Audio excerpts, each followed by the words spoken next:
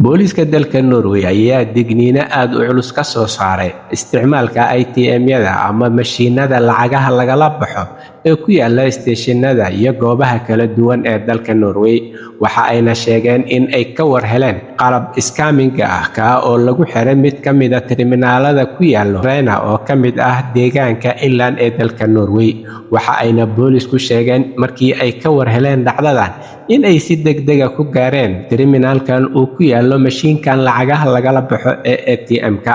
Waxa ayna sheegeen in ay ka soo saareen scamming-kan oo ay tuugada ama burcadda ugu tala gashay in ay ku akhristaan macluumaadka guud ee kaarka lacagta lagala baxayo ee lagu isticmaalo mashiinkan. Waxa ayna boolisku sheegeen marka la geliyo kaarka in uu awood u leeyahay scamming-kan in uu akhristo guud ahaan macluumaadka kaarka iyo sidoo kale password-ka ama pin code-ka uu qofku isticmaalayo. Waxayna awood u yeelanayaan tuugada marka wixii ka dambeeyo inay isticmaalaan kaarkaas oo ay online-ka iyo sidoo kale mashiinada kala duwan ay lacaga kala baxaan una isticmaalaan si caadi ah sida uu u isticmaalayo qofka kaarka bangigan iska lahaa. Booliiska ayaa sheegay in ay ku guuleysteen in ay mashiinkani ka gaaraan oo aysan cidna isticmaalin ka soo saaraan scamming-kan la geliyay mashiinka. Waxayna digniin culus hawada u mariyeen guud ahaan shacabka kala duwan ee dalka Norway kuwa oo ay uga digayaan in ay soo kordheen tuugo xatooyo u diyaar ah kuwa oo adeegsanaya scamming ay ku dhex sameynayaan bangiyada ATM-yadooda ama mashiinada lacagaha lagala baxo si ay u isticmaalaan kaararka bangiyada ay isticmaalayaan dadweynaha kala duwan. Booliiska ayaa sheegay in aanan wax badan lagu kala ogaan karin maadaama scamming-kan ay gudaha meesha kaarka la geliyo ku dhejinayaan uusan qofku fahmi karin. Waxayna sheegeen in ay kaliya digtooni dheeriya muujiyaan oo ay il gaara u yeeshaan marka ay kaarka geliyaan mashiinada kala duwan ee lacagta lagala baxo.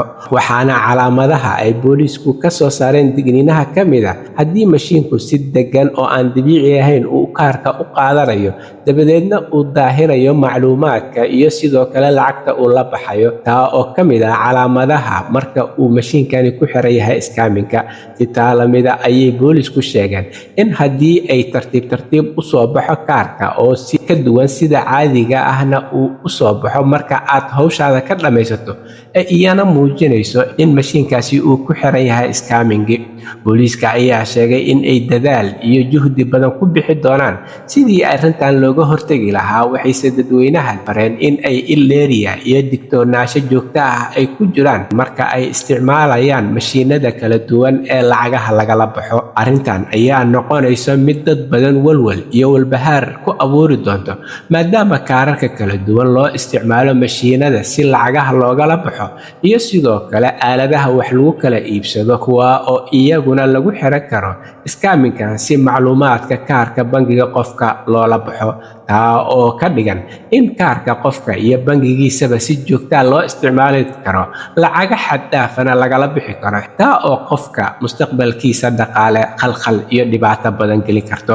Digniinta booliiska ayaa la farayaa in dadweynaha ku nool guud ahaan dalka Norway ay si dhaba u qaataan kana feejignaadaan dhacan culus ee loo adeegsanayo ATM-yada iyo sidoo kale mashiinada kala duwan ee kaararka bangiga loo isticmaali karo. Halka warka kiisa ugu door karoon uu idinkaga imaanayo waa Somali Voice in Norway ama codka Soomaaliyeed ee Norway. Waxaana idinla socodsiinayay anigoo ah Cabdullaahi Shiine.